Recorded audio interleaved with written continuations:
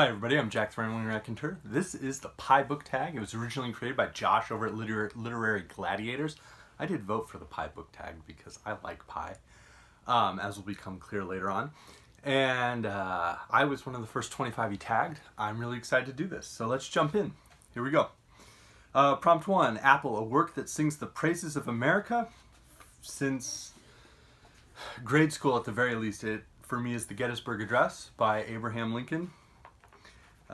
Most people are very familiar with it, but this is the Library of America, Speeches and Writings, 1859 to 1865, and I'll probably link to the text of that. That's a text that we memorized in grade school, or my father had me memorize. I can't remember which, and it's a text that continues to speak to me. It's a prose poem in my opinion, and as resonant today as ever. Prompt 2, Cherry, a work that helped you develop a better understanding of your country while I live in the United States of America.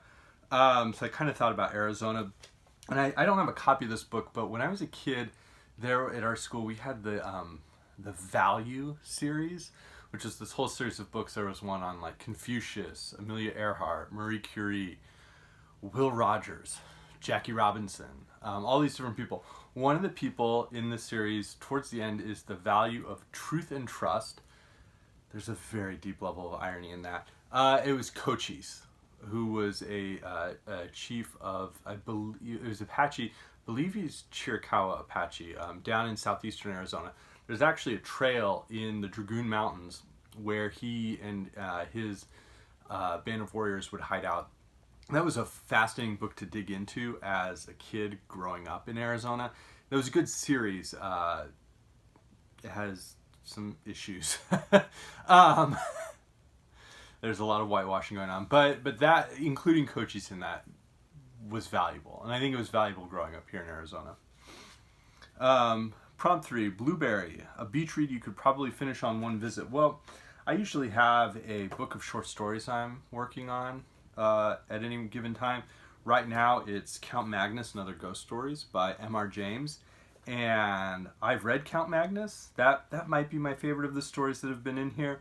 It's about 20 pages. I could read that in one day. The Mezzotint was terrifying. That I could also read in a single beach sitting. Highly recommend those ghost stories, by the way. Prompt 4, Pumpkin, a work that would make a great November book club read. Well, that would be The Tears of Autumn, which begins in November 1963. You can probably guess what the mystery is about there. And that's by Charles McCary. Fabulous spy crime novel. Fabulous. Published in the 70s.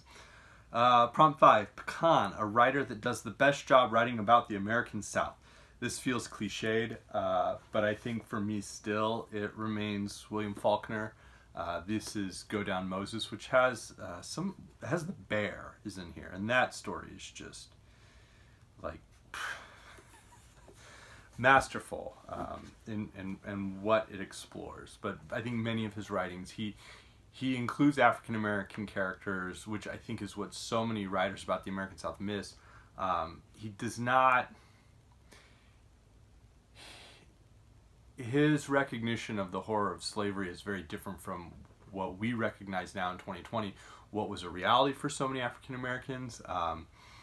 But he, I think, was willing to explore it at a time when a lot of people weren't still. And we're going to get to another Southern writer who I think is really valuable soon. Prompt 6, Sweet Potato, a work that responded to something. I grabbed my old mainstay, Possession by A.S. Byatt.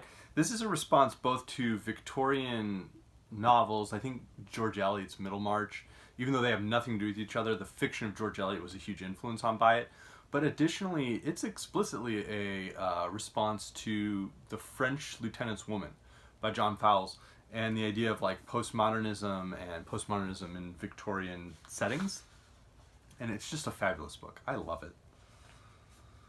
Prompt 7, Key Lime Pie. Those tiny little limes. A mystery that you would take to read on the beach.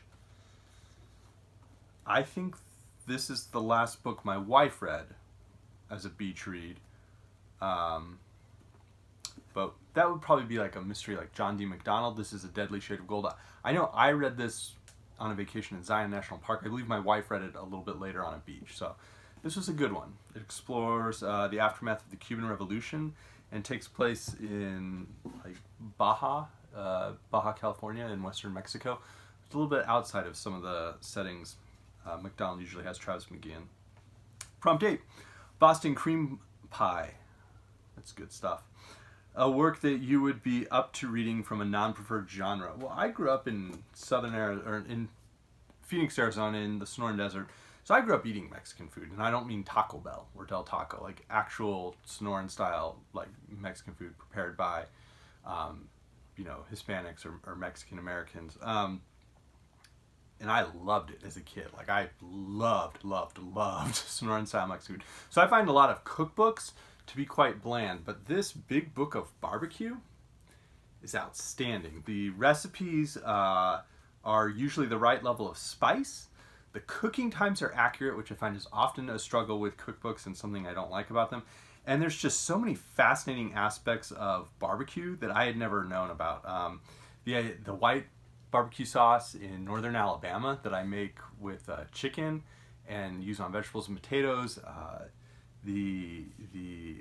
How to make a Brunswick stew, which I then slather on pulled pork and eat on like Texas toast. I mean, just all sorts of really interesting recipes that I never would have thought of. How to make like spicier barbecue sauces. And so this is just an outstanding cookbook. And I generally don't use cookbooks. Prompt 9, Macaroni. A comfort read that can be enjoyed by all audiences. I'm going to go with the Tales from the 1001 Nights. You might know this as the Arabian Nights. I think there's some absolutely fascinating stories in here that like younger kids can enjoy. There's tales in here for like older, adolescents or young adults to enjoy. There's tales in here for older individuals to enjoy. There's so much you can return to these tales and appreciate over time. And I really enjoy them. There's also a cool amount of intertextuality with the Canterbury Tales and the Tales of 1001 Nights. So I enjoy those. Prompt 10. A work you can see yourself picking up at a shop with a drink. That would probably be some type of like, I don't know that I would ever do that now because it's just the same like airport fiction. But at one time, it might have been more like the sci-fi, the cheap, pulpy sci-fi. This is Heroic Fantasy, which has, I think this has a Robert E. Howard in it, but I know it has a Fritz Leiber story. So, very fun stuff. Prompt 11, Pizza. A writer that does a great job with long and short works as well as thick and thin books. So this is that other Southern writer I was alluding to, and that's going to be Zora Neale Hurston. So she hits novels out of the park. Their eyes were watching God. She's got some just absolutely lovely short stories. But she also has her own memoirs and then the folklore she wrote. So books like Mules and Men, Tell My Horse, Dust Tracks on a Road. So her nonfiction, her collection of African American like folk tales and lore, her memoirs, all of those are just absolutely stunning as well.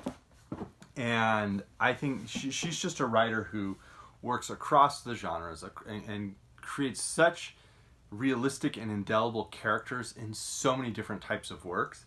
And then she has them feel completely realistic, but then her writing around them just is elevated to an incredible level. Someone I always enjoy sort of returning to and digging into. Prompt 12, Whipped Cream, a work that is overwhelmingly in your face with its message. This is timely. This is Soul on Ice by Eldridge Cleaver, who after this was published later became what he proclaimed the Minister of Information for the Black Panthers. And I'm not going to say I agree with everything that's in here, but this is a book that absolutely confronts individuals who've never been to prison, who have never experienced racism, who have never experienced like deep conflict, and it just puts it in your face. I mean, he begins with I'm perfectly aware that I'm in prison, that I'm a Negro, that I've been a rapist and that I have a higher uneducation. And he just, I mean, it feels like it explodes in your mind. So, nice. That would not have been my response to prompt 9. But it's something that should be explored by people, but not kids. Prompt 13, American, a work that does a great job using allegory. I'm going to go with Gullivers Travels by Jonathan Swift. I know a lot of people like more and more dislike that book. I think it's funny. I think it's outrageous. I enjoy each of the different books. I enjoy the Lilliputians. I enjoy the Brobdingnagians. I enjoy the Houyhnhnms, the horses. And the allegory within there, the business about people's like heels, and that being references to high church, low church, all sorts of things that are in there, are just an absolute delight and very, very funny. And then finally, what is your favorite kind of pie? I like almost every type of pie. I don't really enjoy coconut on its own, and I'm not a huge fan of just like lemon meringue pies, but I pretty much enjoy whatever pie I have available. Most of the pies that were listed on there I've tried and enjoyed greatly. I would say that kind of what my favorite pie is whatever pie I'm about to eat. So while this uploads, I'm going to enjoy this pie. I'm going to heat it up as a peach pie from Rock Springs Cafe in Arizona. And I'm going to enjoy this with some ice cream and upload this. So finally, prompt 15, Pie Day, who do you tag? I'm going to tag Alan at Big Hard Books and Classics because we're doing our buddy read of Richard Wright's Native Son. I think we're both getting close to finishing that. And I'm going to tag Duncan McCurdy, who has said he loves tags, so I want to include him on this. And I don't know what his preferred pie will be up there in Canada. That'll be interesting to hear. So thank you, everybody. I hope you are having a safe weekend. I hope everybody's doing well. Best.